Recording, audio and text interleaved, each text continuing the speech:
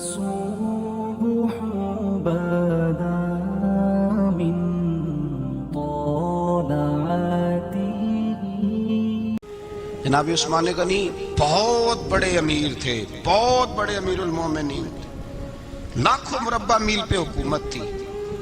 چند سو آدمیوں نے آ کے گھیر لیا عثمان غنی کے گھر کو، اور کربلا میں تو 3 دن پانی بند رہا ہے، حضرت عثمان غنی پہ 40 دن پانی بند رہا ہے، 40 دن. اور حضرت امام حسین کے خیموں کے گرد تو پہرا دینے کے لیے جناب عباس تھے. اور میں تاریخ کے سارے معتبر حوالے عرض کر سکتا ہوں کہ جب حضرت عثمان غنی کو خطرہ ہوا تو مولا علی شیر خدا نے امام حسن اور حسین کو تلواریں پکڑائیں اور فرمایا دروازے کے آگے کھڑے ہو جاؤ، کوئی بدبخت تمہارے خالو عثمان غنی کے دروازے تک جانے نہ پائے. اور اس دروازے سے پھر گیا بھی کوئی نہیں، اس لیے کہ وہاں حسنین کریمین کا پہرا تھا. جو گیا بے ایمان تو پیچھے سے چڑھ کر کے گیا. حضرت عثمان غنی لاکھوں مربع میل کا حکمران، جہاں جس کے پاس چند ووٹ ہوں وہ دندناتا پھرتا ہے، جس کے پاس 4 باڈی گارڈ ہوں اس کی بات وہ کرتا ہے تو ہوا میں. حضرت عثمان غنی کے پاس ہزاروں کی فوج ہے، چند 100 لوگوں نے آپ کے گھر کو گھیر لیا، شہید کرنا چاہتے ہیں. جناب عثمان غنی رضی اللہ تعالیٰ عنہ کے پاس حضرت علی رضی اللہ تعالیٰ عنہ، کئی اور لوگ گئے.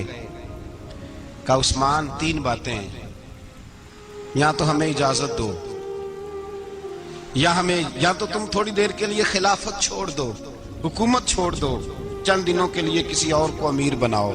جناب عثمان کہنے لگے مجھے تو حکومتوں سے دلچسپی نہیں، لیکن میں چھوڑ نہیں سکتا، اس لیے کہ میرے مصطفیٰ کریم علیہ السلام نے مجھے فرمایا تھا عثمان اللہ تجھے قمیض پہنائے گا، لوگ اتارنا چاہیں گے پر تم اتارنا نہ. فرمایا میں سمجھ گیا ہوں، اس سے مراد یہی ہے، میں نہیں چھوڑتا. کہا عثمان پھر اس طرح کریں، ہمیں اجازت دیں، یہ چند 100 لوگ ہیں، ہماری تلواریں چند منٹ میں فیصلہ کر دیں گی. جناب عثمان غنی فرمانے لگے میں نبی پاک کا شہر اپنی وجہ سے خون میں رنگ دوں، میری وجہ سے؟ نبی پاک علیہ السلام نے فرمایا تھا ایک مینڈا ہوگا، بکرا، جس کی وجہ سے میرے مدینے کی گلیوں میں خون بہے گا، میں وہ بکرا نہیں بننا چاہتا. فرمایا میں نہیں چاہتا میری وجہ سے خون بہے اور حضور کے مدینے میں بدامنی ہو. عثمان کی جان جاتی ہے تو جائے، پر نبی پاک کے مدینے میں شور نہیں ہونا چاہیے. اے پائے نظر ہوش میں آ، یہ کوہ نبی ہے، آنکھوں سے بھی چلنا یہاں بے ادبی ہے. تو کہا عثمان پھر اس طرح کرو، کچھ دنوں کے لیے مکے چلے جاؤ. میری بات کی سمجھ آ رہی؟ کچھ دنوں کے لیے مکے چلے جاؤ. تو جناب عثمان نے داڑھی پکڑ لی، کہنے لگے دیکھ رہے ہو ساری سفید ہو گئی ہے، میں نبی پاک کا شہر چھوڑ کے نہیں جانا چاہتا، میں رسول اللہ کے مدینے میں مرنا چاہتا ہوں، میں نہیں چھوڑوں گا حضور کا شہر. یہ انداز ہے جناب عثمان غنی. بڑا ستایا گیا حضرت عثمان غنی کو، پراپوگنڈے کیے گئے، آپ کے خلاف مہم چلی. عبداللہ ابن سبا نے بڑی مہم جوئی کی آپ کے خلاف. یہودیوں نے مسلمانوں کا روپ دھار کر بڑا آپ کو ستایا، تکلیفیں دی. جی آپ اپنے رشتہ داروں کو بڑا دیتے ہیں، فرمایا کرتے تھے جیب سے دیتا ہوں، مال خزانہ سے نہیں دیتا. حضرت عثمان غنی رضی اللہ تعالیٰ عنہ کو بڑا ستایا گیا.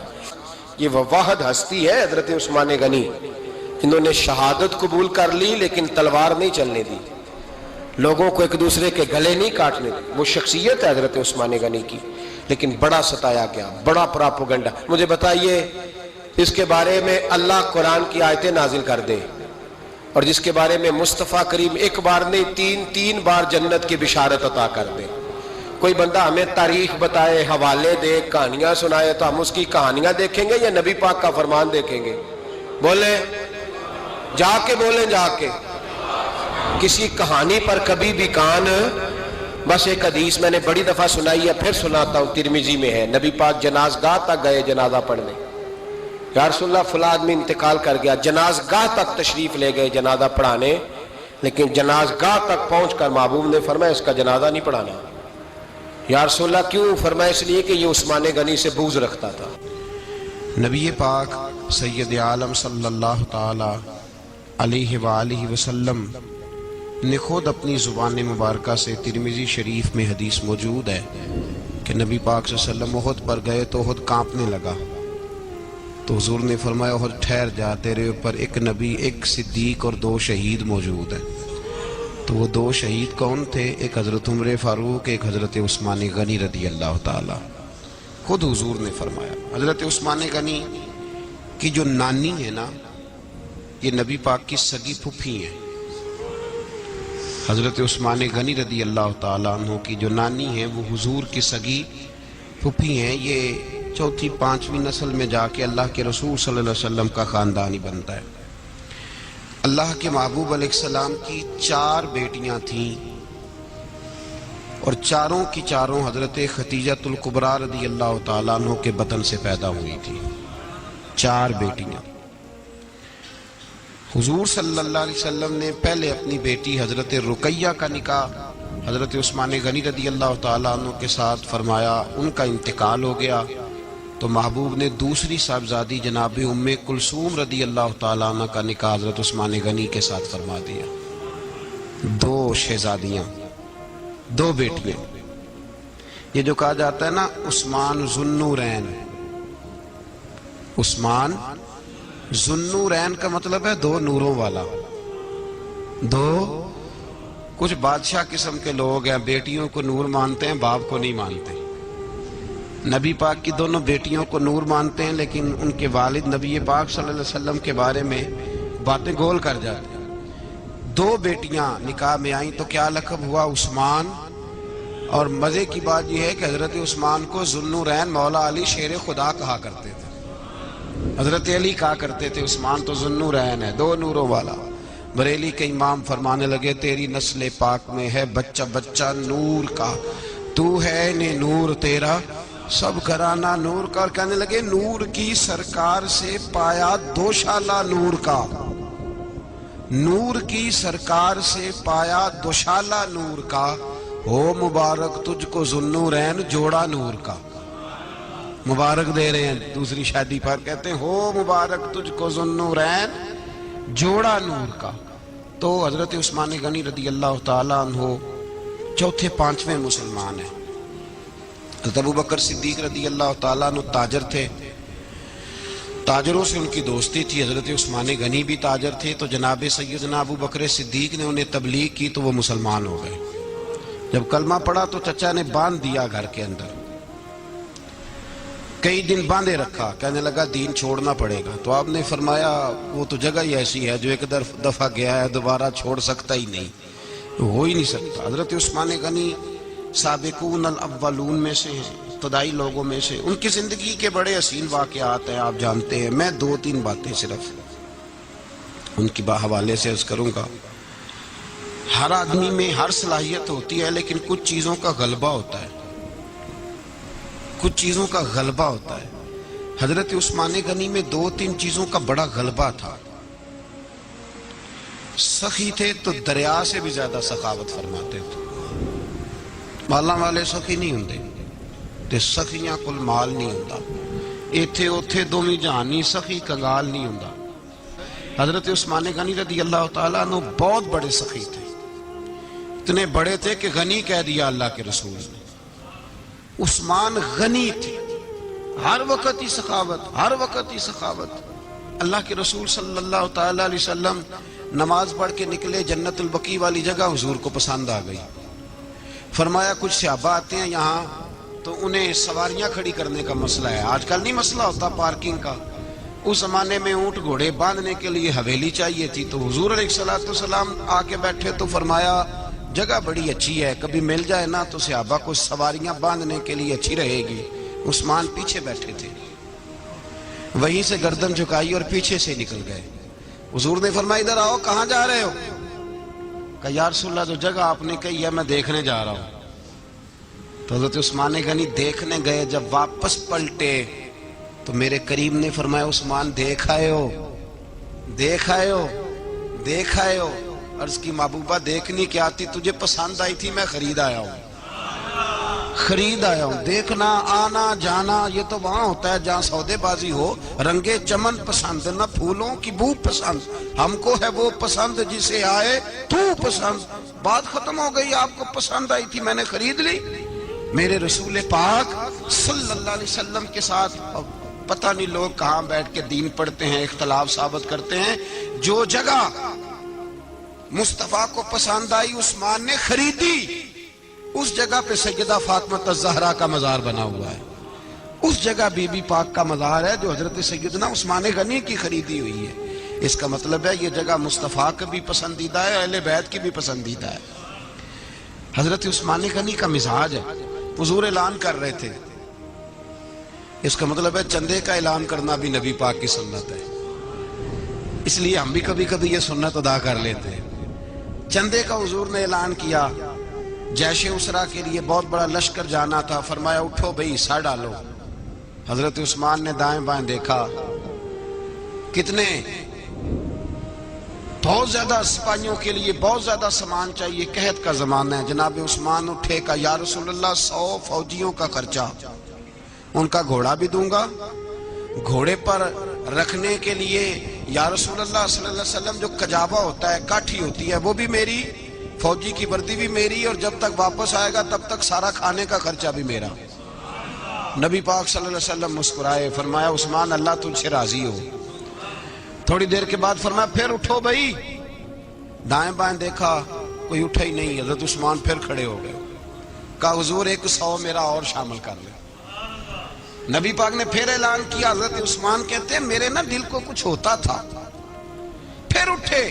کہا حضور میرا 100 بھی شامل کر لیں. فرماتے ہیں جناب عثمان غنی چوتھی دفعہ میرے مصطفیٰ نے اعلان کیا تو مجھ سے نہ ہی رہا گیا. میں نے کہا محبوبہ اعلان نہ کرو، آپ اشارہ کرو. عثمان کے پاس جو کچھ بھی ہے وہ محمد عربی کے قدموں کا ہی صدقہ ہے. آپ اعلان کرو، حاضر ہے، ہر شے حاضر ہے. پھونک پھونک کے دینا، دیکھ دیکھ کے دینا، یہ تو وہاں کا سودا ہوتا ہے جہاں سودے بازی ہوتی ہے. لیکن یہاں تو یا رسول اللہ جب تک بکے نہ تھے کوئی پوچھتا نہ تھا. تو نے خرید کر ہمیں انمول کر دیا. اور مجھے وہ بات بڑی پسند ہے. میں تنہائیوں میں کتاب کھول کے پڑھتا ہوں، تنہائیوں میں پڑھتا ہوں میرے رسول پاک صلی اللہ تعالی علیہ وسلم. اور میں جب مجھے کبھی لطف لینا ہوتا ہے تو میں صاحب طبقات کی یہ روایت کھول کے بیٹھ جاتا ہوں جب اپنا مزہ لینے کو دل کرے. حضرت عثمان غنی شہزادے تھے، دولت مند باپ کے بیٹے تھے، رئیس اعظم تھے. امیروں کے بچے نازک مزاج ہوتے ہیں، موڈ کے مالک ہوتے ہیں. بہت بڑے رئیس تھے، پر عشق لگا سی کھیڈاں کھیڈ دینوں. تو پھر کھیڈاں بھول گئیاں. گجل پایا سی یار دے ویکھنے نو، پھر او دی یاد وچ روندیاں ہی ڈول گئیاں. حیدر شاہ اس گلی کدے نہ رول دی، پر ہن تے رول دی 4-5 دن کے بعد مدینے آئے، سفر پہ گئے ہوئے تھے. حضور کے پیچھے نماز پڑھی تو محبوب کے چہرے پہ ذرا نکاہت ہے، کمزوری ہے. حضرت بلال کو ملے، کہنے لگو بلال میں 4 دن باہر رہا ہوں، حضور کے چہرے پہ کمزوری کیوں ہے؟ جناب بلال کہنے لگے جا گھر جا کے پوچھ لے. کہتا میں نے دروازے پہ دستک دی. سیدہ عائشہ صدیقہ اندر سے بولی کون ہے؟ میں نے کہا اماں جی غلام ہوں عثمان، میں 4 دن کے بعد آیا ہوں تو چہرے پہ بڑی کمزوری ہے. فرماتے جناب عائشہ ہجکی لے کے روئی. کیا ہوا؟ تو کہنے لگی عثمان 4 دن ہو گئے کونین کے مالک نے روٹی کوئی نہیں کھائی، ایک پیالہ دودھ کا ایک کھجور. حضرت عثمان غنی رضی اللہ تعالیٰ کا اماں جی آپ پردے میں نہیں چلی جاتی؟ شہزادہ دوڑے گئے، گھر سے اناج کی بوری کندھے پہ رکھی، ہر چیز اٹھائی. غلام کہنے لگا مجھے دے دو، 20 نوکر ہیں گھر میں. فرمایا نہیں یہ میری ڈیوٹی ہے، میں نہیں کرنی. عثمان خود گئے، رسول پاک کے گھر میں جھاڑو دیا، چولہے میں آگ جلائی. حضرت عائشہ کہتی ہے میں پردے کے پیچھے سے دیکھ رہی تھی، جب عثمان پھونکے مارتے تھے تو داڑھی سے دھواں نکلتا تھا. پھر عثمان جس نے پانی کا پیالہ بھی خود نے پیا تھا اس نے سالن پکایا، پھر روٹیاں پکائیں تو ہاتھ جلے. کھانا پکا کے اور دسترخوان لگا کے مسجد میں حاضر ہوئے. کہا محبوبہ اگر مہربانی کریں تو گھر نہیں آتے؟ حضور تشریف لائے اور جب پہلا لقمہ تن تندور ہڈاں دا بالن تے اسی ہاواں نال تپایا، کپ کپ مکھیاں پیڑے کیتے، اتوں عشق پلیتھن لایا، تن دی ہانڈی من دا سالن، اتوں لون صبر دا پایا. غلام فریدہ میں ساری تیری، تینوں اجے یقین نہیں آیا. کہا محبوب یہاں بیٹھے تو صحیح، یہاں بیٹھے تو صحیح. حضور تشریف فرما ہوئے اور پہلا لقمہ جب नबी पाक ने मुंह में रखा तो उस्मान तड़प के रोए। 600 दिनार नीचे रखे, या रसूलल्लाह मैंने दौलत को आग तो नहीं लगानी अगर तेरे काम ना आए। हुजूर किस काम की ये जायदादें, किस काम की? अगर आपके घर में 4 दिन खाना ना पके।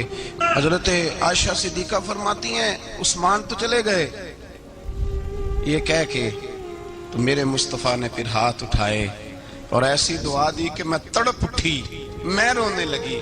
हुजूर ने झोली उठा के कहा अल्लाह मैं उस्मान से राजी हूं, तू भी मेरे उस्मान से राजी हो जा। अल्लाह मैं राजी हूं, तू भी राजी हो जा। और भाई ये दर्द, ये ज़ौक, ये मिजाज, ये अंदाज, ये हजरत उस्मान गनी को अल्लाह ने अता फरमाया। आप आज लोग इतराज करते हैं हम पे, कहते हैं तुम पहले मदीने बाद में मक्के, ज्यादा दिन मदीने थोड़े दिन, ये क्या अंदाज है तुम्हारा?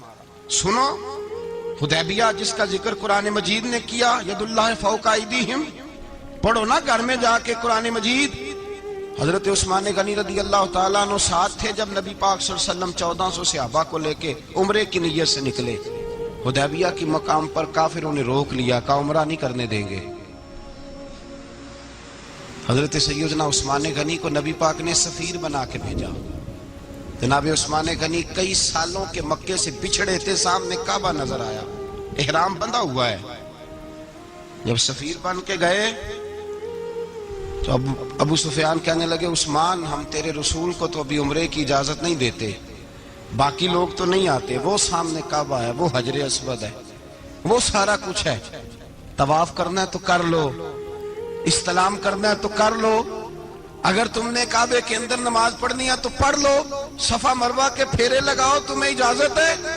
नबी उस्मान गनी फरमाने लगे कसम है रसूल की जुल्फों की, जब तक मेरे मुस्तफा तवाफ नहीं करेंगे उस्मान भी कोई नहीं करेगा। उस्मान भी, वो कौन सा तवाफ है जिसमें तवाफ और मदीने वाला ना हो? वो कौन सा उम्रा है जिसमें उम्रा हो और रसूल पाक ना हो? वो कौन सा हज है जिसमें हज हो और इमामुल अंबिया ना हो? बरेली के इमाम बोल पड़े, फरमाने लगे हाजियों आओ, शहनशाह का रोजा देखो, काबा तो देख चुके, अब काबे का भी काबा देखो। और फरमाने लगे गौर से सुन तो रजा, काबे से भी आती है सदा, मेरी आंखों से मेरे प्यारे का रोजा देखो। ये हमें हजरत उस्मान गनी ने सिखाया है अकीदा, ये अकीदा हजरत उस्मान गनी का है। बात दूर निकल जाएगी। मोहब्बत मियार होती है, मोहब्बत रूह होती है, मोहब्बत तसल होती है। हजरत उस्मान गनी रदी अल्लाह ताला अन्हो से किसी शख्स ने कहा कि उस्मान कोई तब्दीली भी आई नबी पाक के गुलाम बनने के बाद? हुजूर के गुलाम बनने के बाद कोई तब्दीली भी आई? लोग अपनी अपनी तब्दीलियां बताते रहे। जनाब उस्मान गनी ने 2 जुमले कहे, लोग कहते हैं हमारी चीखें निकल गईं, ये मेरा आज हुजूर से प्यार की मोहब्बत और इश्क का ये रंग उस्मान गनी का। हजरत उस्मान गनी कहने लगे तुम तब्दीली की बात करते हो? मैंने जब से नबी पाक के हाथ में सीधा हाथ दे के बैत की है, मैंने ये हाथ दोबारा कभी गंदगी को नहीं लगाया। और फरमाया जब से पहली नजर से जलवाए बद्दुहा देखा है, मैंने उसके बाद अपनी शर्मगाह को भी कभी नहीं देखा, इसलिए कि इन आंखों में रसूलुल्लाह के जलवे रच बस गए। ये मेयार पैदा किया जनाब उस्मान गनी ने। और मदीना मुनव्वरा से जो मोहब्बत है ना मुसलमान की, उसका अगर असल रंग देखना हो तो जनाब उस्मान गनी को जिंदगी को देखा जाए, असल रंग। हजरत सैयदना उस्मान गनी बाहया बड़े थे। क्या बड़े थे? कुछ लोग बेहया होते हैं, किसी को भी नहीं छोड़ते, न सहाबा को, न अहले बैत को, न किसी और को। उस्मान बाहया बड़े थे। कितने? हजरत आयशा सिद्दीका फरमाती हैं, मिशकात में मुस्लिम में मौजूद है, आप फरमाती हैं नबी पाक बैठे थे तो हुजूर की ना पिंडली मुबारक, मर्द के लिए हुक्म है नाव से घुटने तक छुपा के रखे, पिंडली नंगी हो भी जाए ना ये पिंडली तो इसकी इजाजत है शरीयत में मर्द के लिए। फरमाती हैं अल्लाह के महबूब लेटे हुए थे और हुजूर की तामत पिंडलियों से थोड़ी ऊंची थी, तो हजरत अबू बकर सिद्दीक आए तो नबी पाक ने फरमाया आ जाओ, हुजूर लेटे रहे। माती थोड़ी देर गुजरी तो हजरत उमर फारूक आए, हुजूर इजाजत है, तो नबी पाक सल्लल्लाहु अलैहि वसल्लम ने फरमाया आ जाओ, नबी पाक लेटे रहे। चंद लम्हे गुजरे तो उस्मान गनी आ गए, हुजूर आ जाओ, फरमाया 1 मिनट। अल्लाह के हबीब उठे, तामत मुबारक को समेटा, पिंडलियों को ढांपा, हुजूर बैठे, उस्मान आए, बातें हुई, चले गए। حضرت عائشہ کہتی ہے میں پردے کے پیچھے سے دیکھ رہی تھی، میں حاضر خدمت ہوئی، کا محبوبہ سمجھ نہیں آئی، آئے ابو بکر بھی ہیں، میرے والد آئے، عمر بھی ہیں، مقام ان کا بھی بڑا ہے، پر عثمان آئے تو آپ نے کپڑا سیدھا کیا، فرمایا عائشہ میں اس سے حیا نہ کروں جس سے اللہ کے فرشتے بھی حیا کرتے ہیں۔ حضرت عثمان غنی رضی اللہ تعالیٰ عنہ اپنے گھر کے اندر ہوتے تو کئی کپڑے لپیٹے رہتے، کئی کپڑے جناب، میں ایک نتیجہ آپ کے سامنے رکھنا چاہتا ہوں، میری طرف دیکھیں، کئی کپڑے لپیٹے رہتے، کپڑوں کے اوپر کپڑے، شرم و حیا کے پیکر۔ جناب عثمان غنی غسل کرتے تو کپڑوں سمیت کرتے، فرماتے نام بھائی مجھے شرم آتی، پیکر شرم و حیا۔ اس کا نتیجہ کیا نکلا؟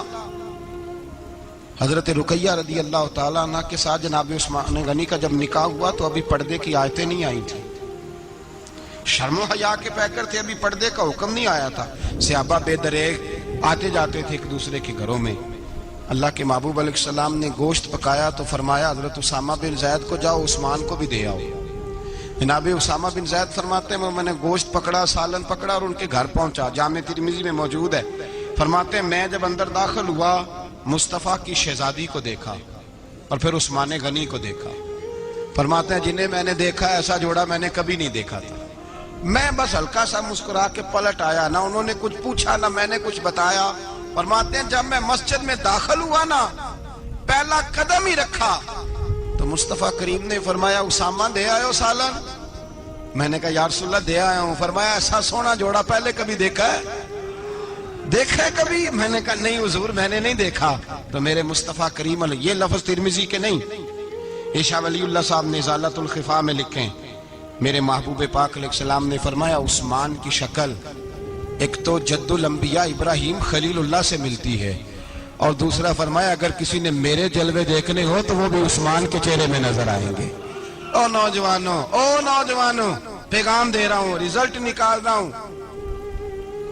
بے حیائی بے شرمی کی گفتگو والے کے چہرے پہ حسن نہیں آتا، تو حیادار بنتا جا، رب تعالیٰ تجھے حسن و جمال عطا فرماتا جائے گا۔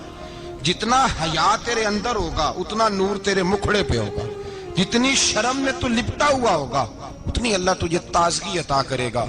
میرے صاحب فرمایا کرتے جو گند بولتا ہے اس کے چہرے کا حسن سب سے پہلے چھن جاتا ہے، اور فرمایا جو بری باتیں سوچتا ہے جس کی سوچ بری ہوتی ہے سب سے پہلے اس کے چہرے کا حسن بگڑتا ہے۔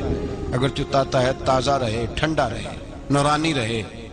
تو پھر حضرت عثمان نے تجھے بتایا ہے کہ شرم والا بن کے رہ، اللہ سب سے زیادہ حسن تجھے ہی عطا فرما دے گا۔ زیادہ بولنے والا، زیادہ باتیں کرنے والا، جو منہ میں آیا کہہ گیا، اس آدمی کی نورانیت چلی جاتی ہے۔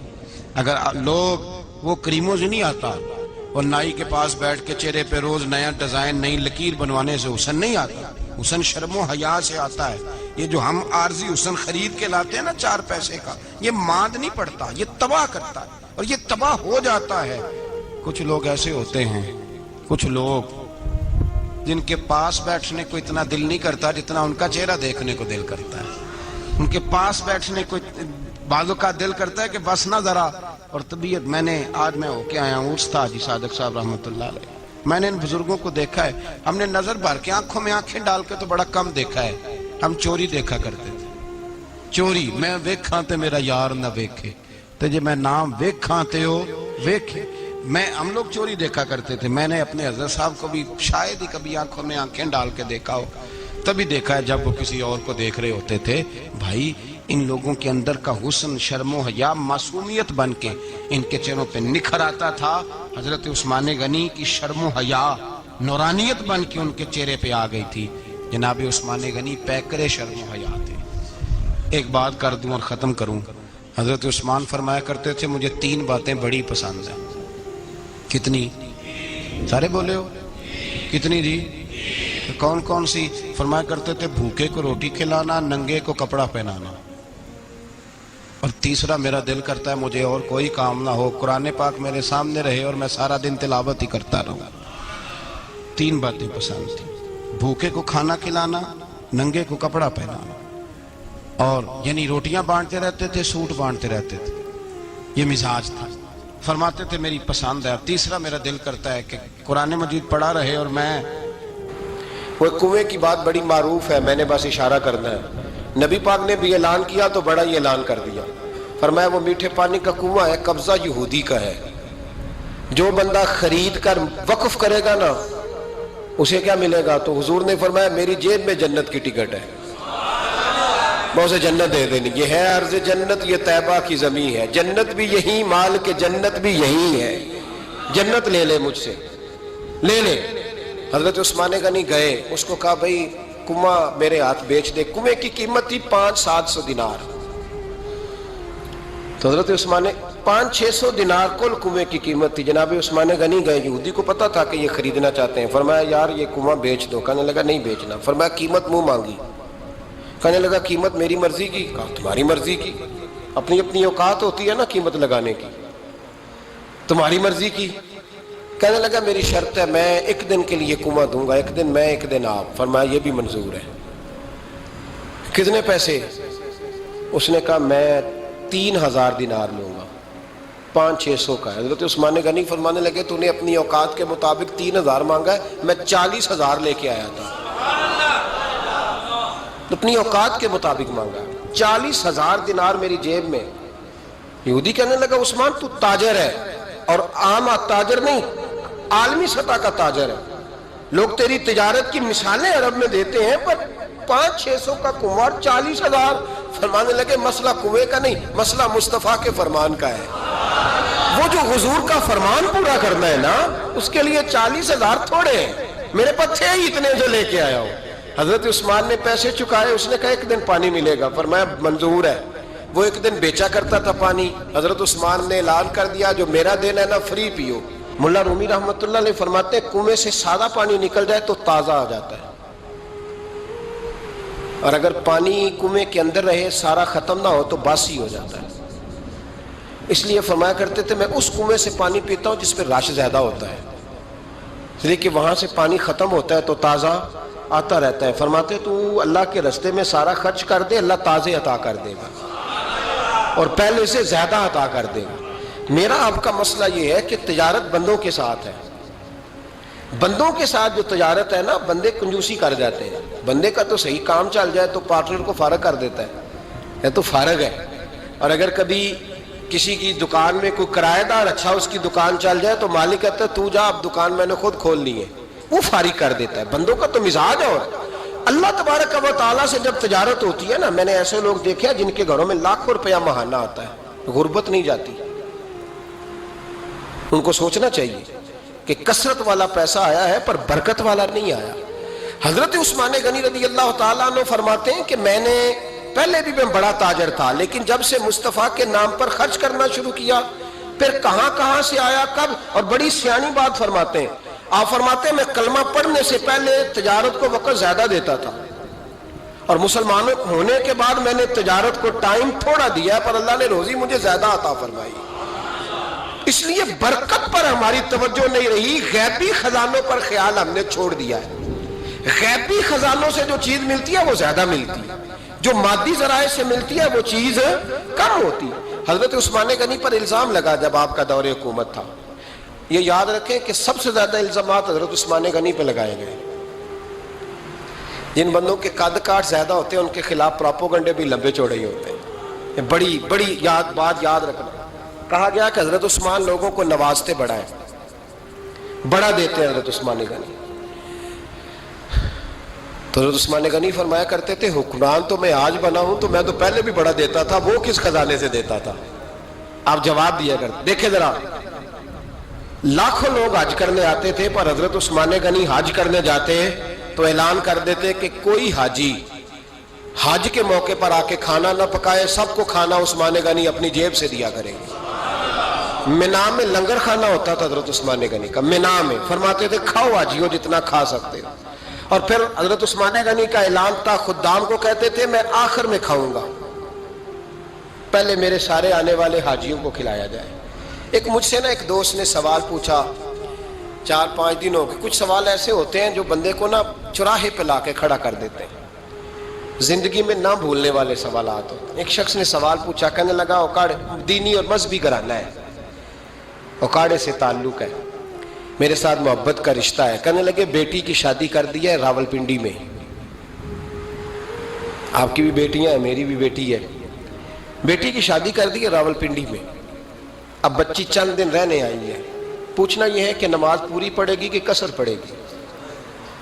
تو میرا تو اس نے کام کر دیا, حد ہو گئی, رو رو کے برا حال.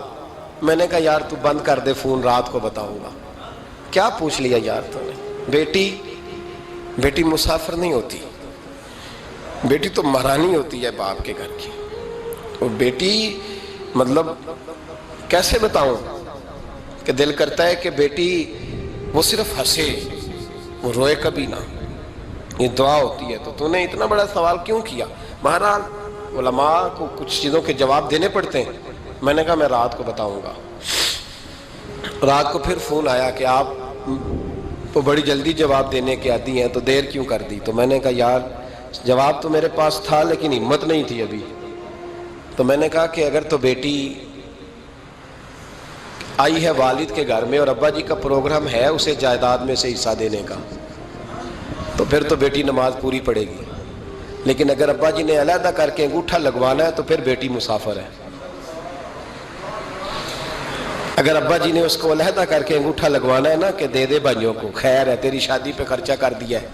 اگر ابا جی کے دل میں, میں نے کہا یہ ابے سے فتویٰ پوچھ لو, اگر ابا جی کے دل میں چور ہے نا کہ بیٹی کو دینا کچھ نہیں, تو پھر بیٹی نے نماز قصر پڑھنی ہے. اس لیے کہ پھر وہ وہاں حصے دار.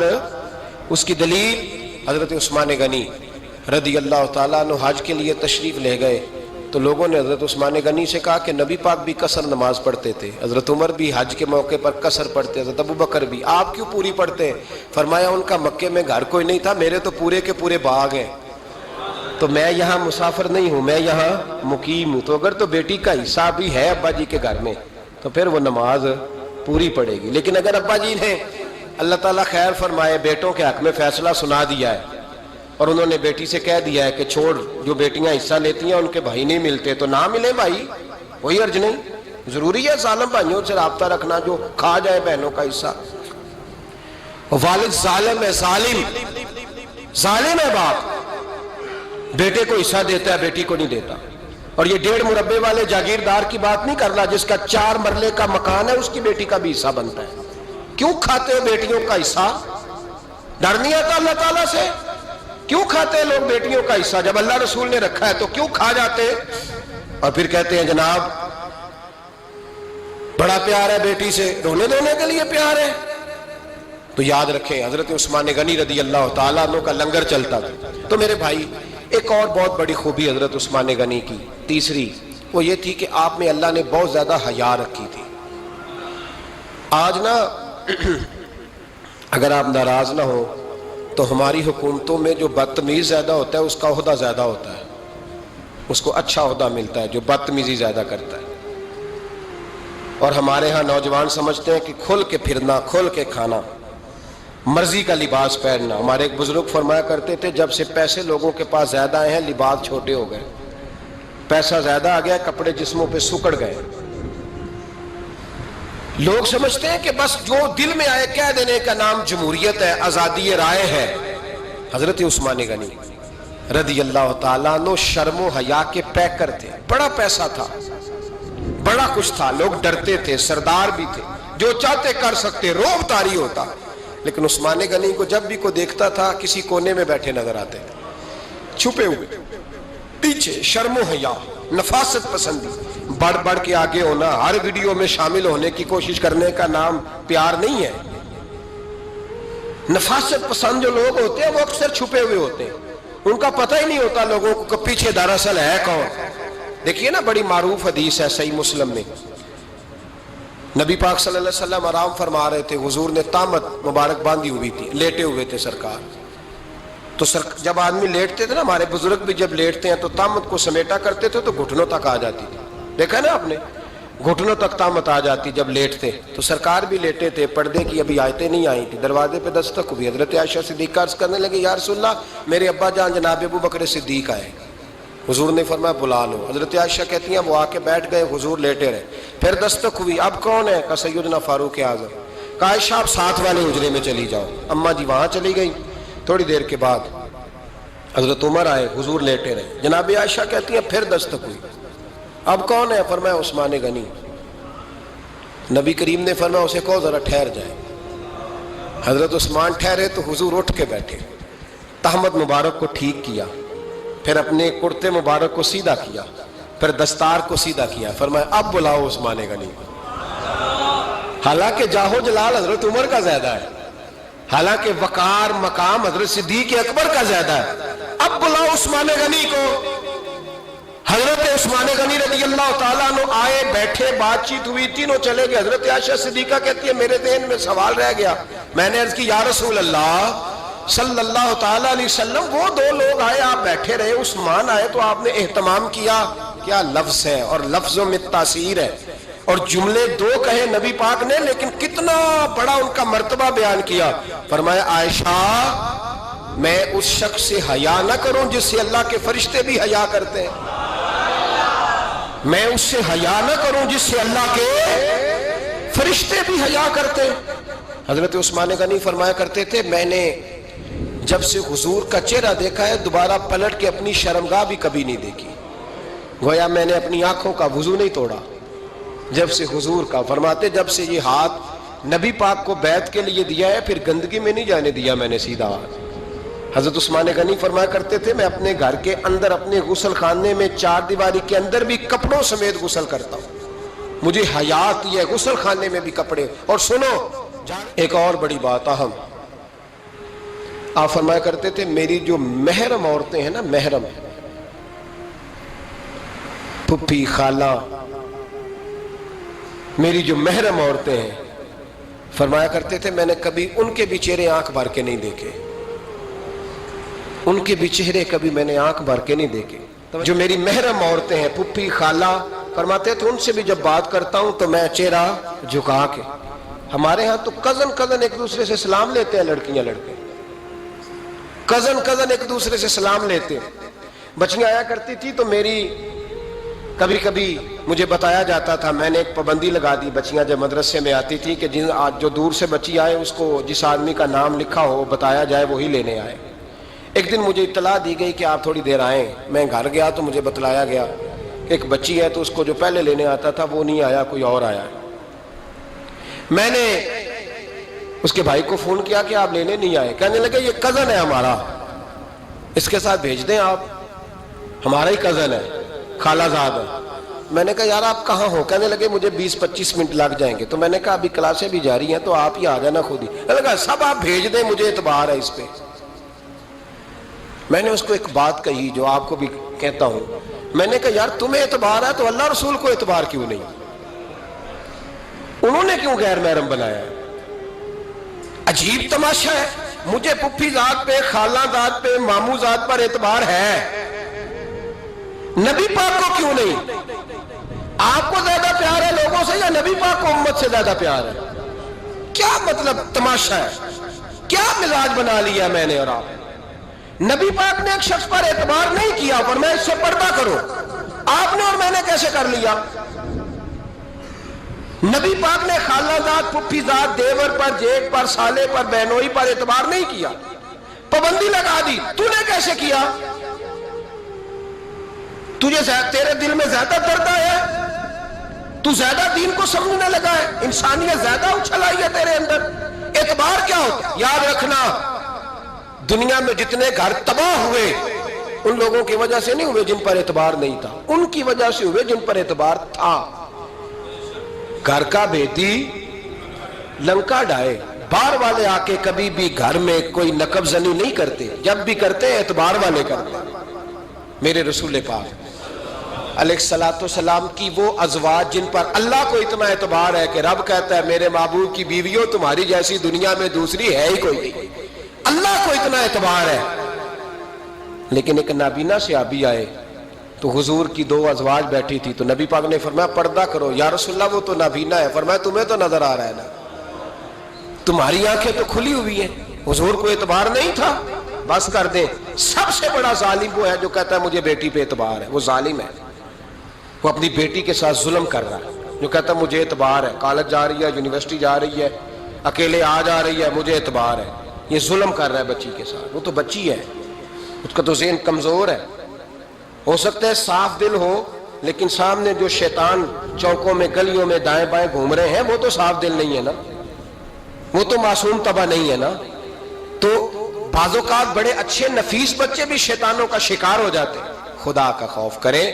حضرت عثمان غنی کی زندگی, حضرت عثمان فرماتے ہیں جو محرم عورتیں تھیں ان کی طرف بھی آنکھ بھر کے نہیں دیکھا, اس لیے کہ وہ خاتون ہے, میں مرد ہوں, میری حیا مانے.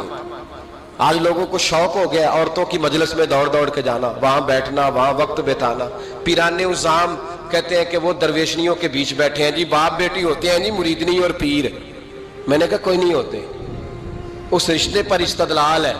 اعلیٰ حضرت فرماتے ہیں واجب ہے پردہ پیر اور مریدنی کا, یہ پردہ واجب ہے.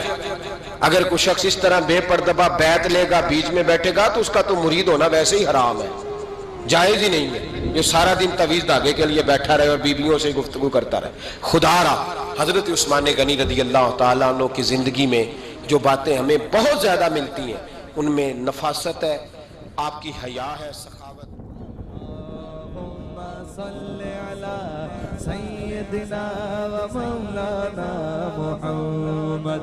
اللهم صل على سيدنا ومولانا محمد. اللہ کے شیر ہے در کرار پر درود, اللہ کے شیر ہے در کرار پر درود, کے شیر غدر کرار پر درود.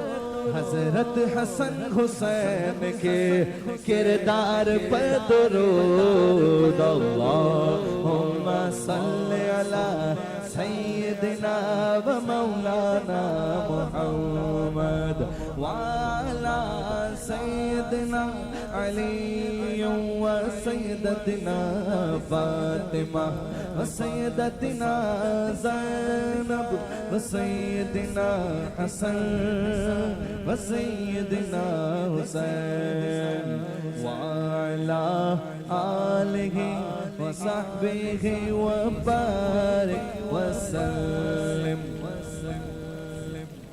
زینب کی بارگاہ میں, زینب کی بارگاہ میں, زینب کی بارگاہ میں, زینب کی بارگاہ میں سلام نیاز ہے. زینب کی بارگاہ میں سلام نیاز ہے. جو مرتضیٰ کی لاڈلی زہرا کا ناز ہے. اللہم صل علی سیدنا و مولانا محمد وعلی سیدنا علی و سیدتنا فاطمہ و سیدتنا زینب و سیدنا حسن و سیدنا حسین.